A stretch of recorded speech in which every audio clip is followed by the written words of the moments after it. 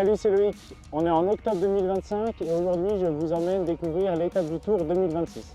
Enfin, normalement, on n'est pas trop sûr, mais on le saura bientôt. Stop, on arrête tout. Avant d'aller plus loin sur la vidéo, j'ai une petite surprise pour vous. On met en jeu un dossard pour cette étape du Tour 2026. Alors rendez-vous dans la description pour découvrir comment participer et tente ta chance. Donc on est ici à Bourdoisan, l'étape c'est Bourdoisan, l'Alpe d'Huez, un peu plus de 170 km, un petit peu plus de 5500 mètres de dénivelé également. Donc un gros chantier et on va vous emmener sur les routes avec nous pour découvrir ce beau parcours.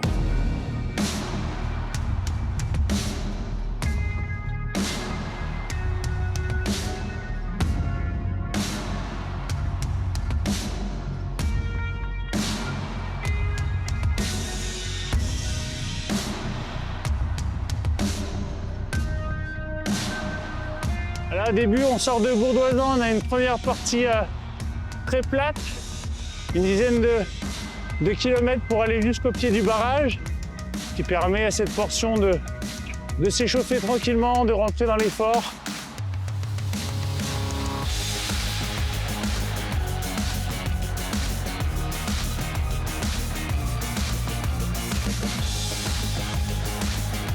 Et puis après, il y a la première montée du barrage, qui permet déjà de monter en température, de se réchauffer. Ensuite, on a encore 2-3 km le long du barrage, très roulant.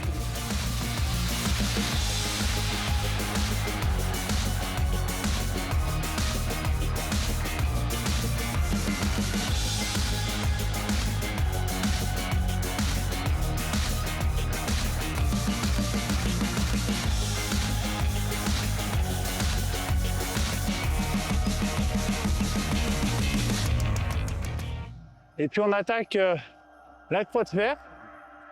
Voilà, la Croix de Fer où on est maintenant, donc on est à 23 km du sommet. Et on a demandé à Paul, qui n'a jamais fait cette ascension, qu'est-ce que ça fait de se dire qu'il reste 23 km. Ça risque d'être un petit peu difficile. Le début de la montée est assez raide. On espère que ça monte pas comme ça pendant 23 km. Allez, on va voir.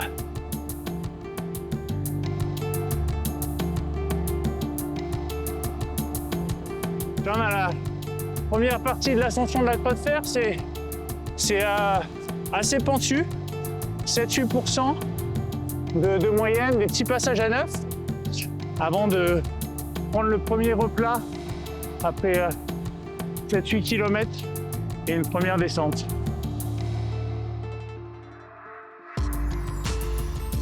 Là maintenant, on a un petit replat, ça va permettre un peu de récupérer avant une courte descente et de rattaquer la partie médiane, on va dire, du col. Alors l'étape du Tour, c'est vrai que c'est une cyclosportive assez mythique qu'il est devenu au fil des années. Le fonctionnement et l'objectif, c'est à chaque fois de pouvoir faire cette cyclosportive sur le parcours d'une des étapes du Tour de France. Donc finalement, toutes les années, ça change de parcours, donc c'est assez cool. Ça permet de toujours découvrir des nouveaux parcours. Cette année, du coup, ça sera sur le parcours de l'avant-dernière étape, qui sera une étape décisive et qui sera aussi l'étape la plus dure du Tour de France et une des étapes les plus dures qu'il n'y a jamais eu sur ces dernières années.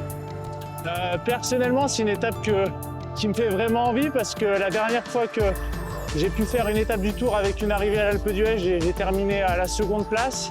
On était parti de Briançon, on avait aussi franchi le Galibier, la Croix de Fer, donc voilà, c'est des terres qui ne me sont pas inconnues et qui sont toujours, voilà, on va dire, terre d'émotion pour moi et comme pour beaucoup de personnes. Bon voilà. Voilà. Et là, là, on se promène la nouille derrière un trafic qui a 210 000 km, qui est bientôt à vendre. Et je recherche un sponsor véhicule, si vous voulez, pour nos aventures, pour promener Gaëtan ici présent. Donc si vous avez une marque ou vous êtes concessionnaire, contactez-nous les potes. Contactez-nous les copains.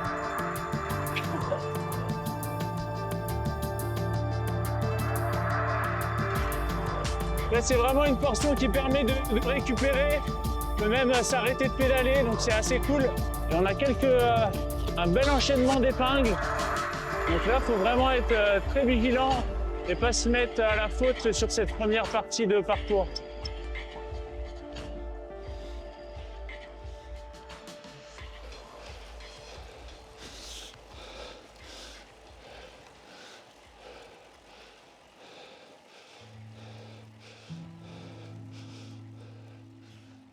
Donc là, on est sur la deuxième partie de la Croix de Fer.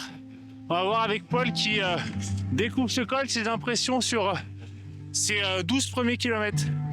La première partie est quand même assez raide, vraiment bien gérer son effort. Il y a une petite redescente qui fait du bien, qui permet un petit peu de récupérer. Et après, c'est un col beaucoup plus roulant. On est beaucoup plus en gestion après.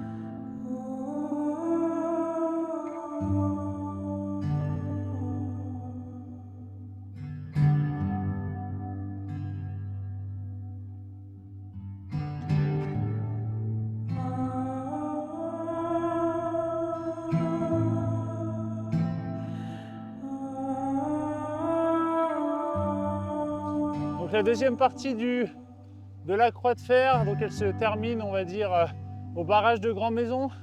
On a la partie à l'approche du barrage qui est très, très roulante. Et puis ensuite, on prend les 4-5 derniers kilomètres assez réguliers, 7-8% environ, et où là, on a la possibilité de pouvoir contempler la montagne. Alors, ça se dégage vraiment, c'est magnifique. On commence d'arriver aussi sur un passage exposé à l'altitude. On est à 1800 mètres d'altitude. Donc l'effort va commencer à se durcir un petit peu aussi à ce niveau-là. Surtout que voilà, on arrive sur la fin du col et les premiers efforts vont commencer à se faire sentir dans les jambes.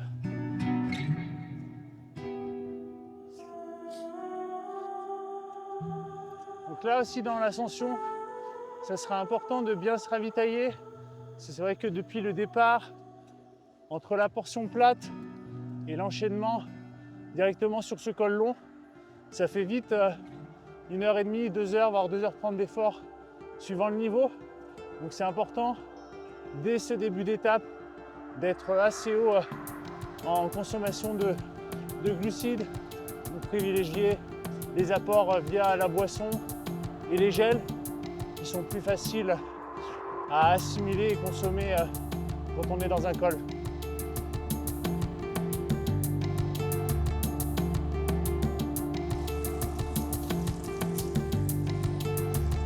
Voilà. Et en haut du col de la Croix de Fer, donc première ascension du jour. On a un petit peu plus d'1h45 d'effort. Donc voilà, nous on va aller se rhabiller. Et en parlant de ça, on est tour opérateur de l'épreuve, donc c'est-à-dire qu'à cet endroit, pour les gens qui seront ici avec nous, il y aura le ravitaillement, quelques affaires si jamais il fait mauvais, pour pouvoir se lancer dans la descente en tout confort. Donc une offre qui est complète, où il y a l'hébergement, la préparation des repas sur les jours d'avant, le lavage, la préparation des vélos, et sur l'épreuve, l'assistance, les ravitaillements, et bien sûr le dossard qui est compris dans ce pack. Donc si vous voulez votre place en VIP et réservée, c'est dans le lien dans la bio.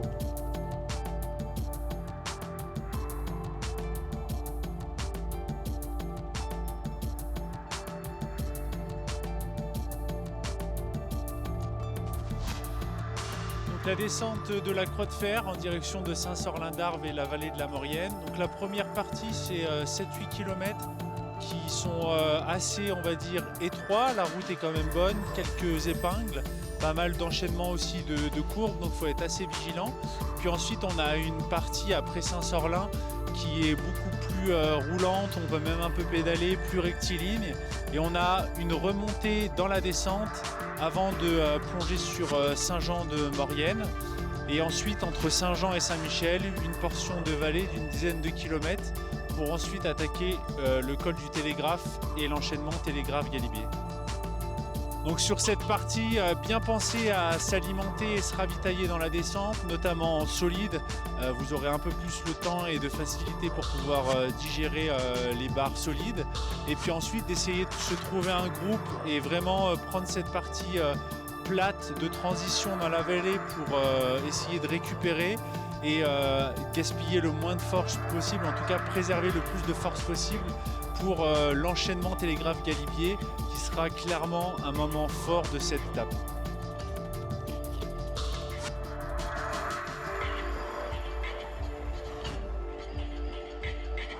Donc là on est dans l'ascension du Télégraphe, sur le début de la montée.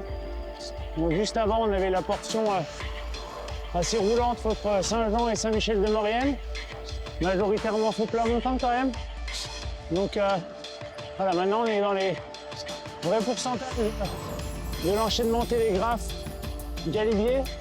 12 km pour le Télégraphe, assez régulier. Le passage les plus difficiles sont au départ et après vers 8% et ensuite ça se stabilise vers 6-7%. Une montée qui elle seule n'est pas difficile mais vraiment l'enchaînement rend cette ascension compliquée. Vraiment l'enchaînement du Télégraphe et du Galibier et des deux efforts.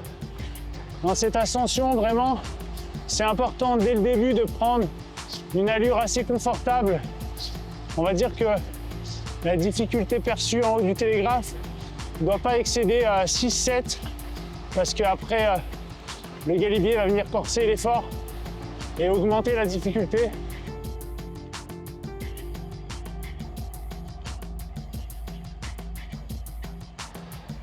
Donc là, au niveau des braquets, j'ai 40-34. Donc je pense que pour ceux qui veulent jouer la gagne ou être dans le top 50, peut-être même top 30, c'est un braquet qui est suffisant. Sinon, il faudra vraiment prévoir plus gros, 36, 34, 34, 34. Et pour ceux qui sont un peu moins rapides, pas hésiter à aller vers des groupes de gravel avec des braquets beaucoup plus gros pour permettre justement sur toutes les portions montantes de garder de la cadence et de s'économiser musculairement pour s'arrêter.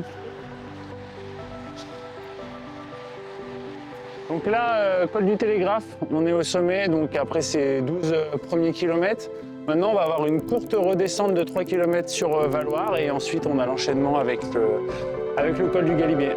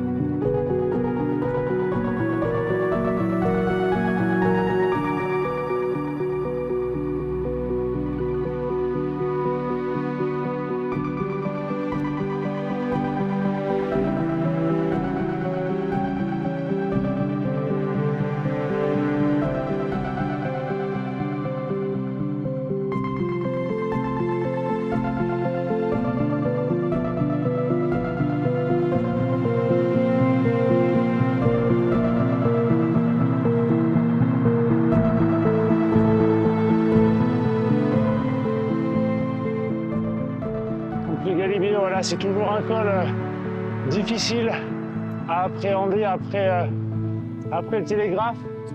Surtout quand on a des conditions un peu comme aujourd'hui, avec le vent de face qui souffle assez fort sur toute la partie à prévaloir, plein d'achat, et sur la partie un peu finale.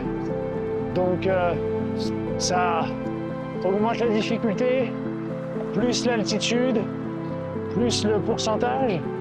Donc c'est vraiment un peu le col central de l'étape et la difficulté où il faut vraiment bien gérer son effort, pas hésiter à largement diminuer les puissances. On se fixe habituellement pour rester dans des zones, on va dire, tenables et garder un peu de fraîcheur pour la suite.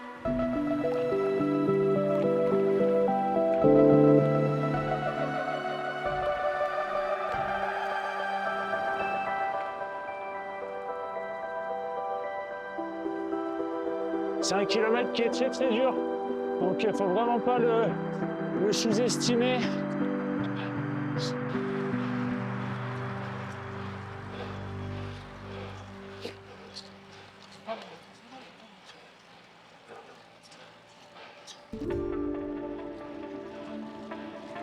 Alors on est parti à la partie vraiment raide.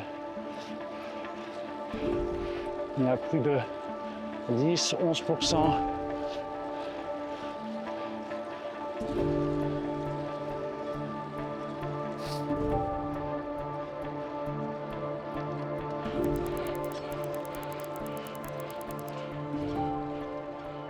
Voilà, troisième col du jour. Désolé, je suis un peu essoufflé parce qu'on fait une vraie reconnaissance. On n'utilise pas de voiture pour nous transporter, donc voilà, c'est le vrai effort. Une longue ascension. Clairement, le passage un peu clé et le plus difficile de cette étape.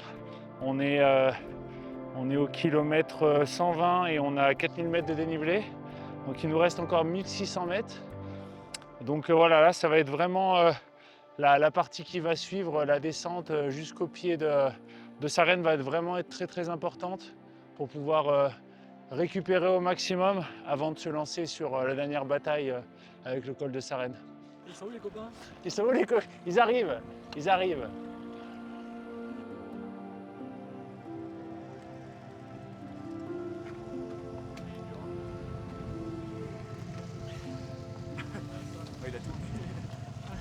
C'est dur. Très dur, très long. Faut vraiment bien gérer l'effort. Petit conseil pour les suivants? Partez pas à bloc. Alors faut vraiment y aller doucement. C'est hyper beau. Ça vaut le coup.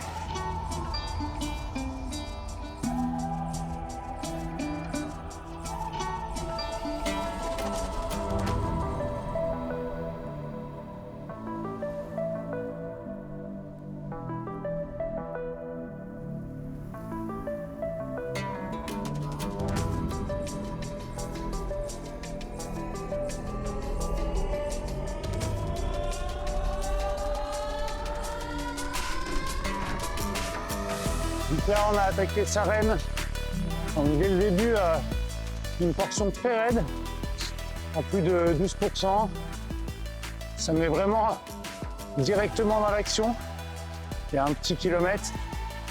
Après, on a la partie replat en passant le village et la descente, courte descente de 300-400 mètres.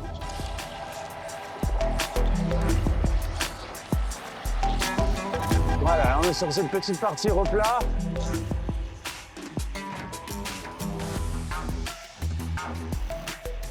C'est un début de col très irrégulier. C'est pas facile de trouver son rythme, surtout comme ça en fin de parcours.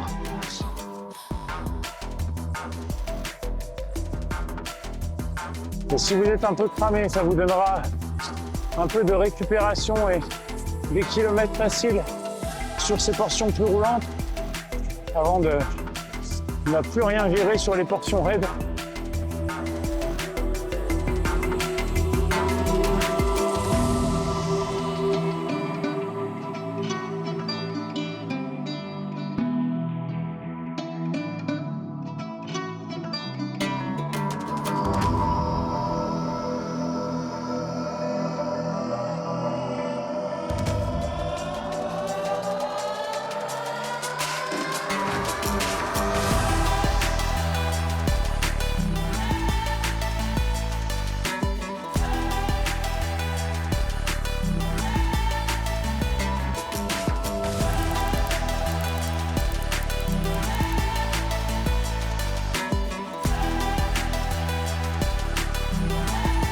4e col de Sarenne. Donc une très jolie montée et qui fera vraiment mal en fin de parcours. Là on a 5000 mètres de dénivelé. Voilà, à ce moment-là. Donc on est à presque 2000 mètres d'altitude. Donc on a cette composante. La fin du col est vraiment difficile. Les 5 derniers kilomètres, on passe rarement sous les 9-10%. Donc c'est vraiment usant. Par contre, les paysages sont vraiment fous. Donc si vous avez encore la chance d'avoir un peu de lucidité à ce moment-là, ça peut vraiment être un bon moment. Mais malheureusement, je crois qu'il n'y aura pas beaucoup qui auront cette lucidité-là. Donc là, on va basculer pour aller rejoindre l'Alpe d'Huez. On a une courte descente de 2 km et puis après, on est un peu sur des balcons ou une petite vallée où il faut encore avoir des forces pour pouvoir se hisser jusque sur le haut de la station de l'Alpe d'Huez avant de redescendre sur le village.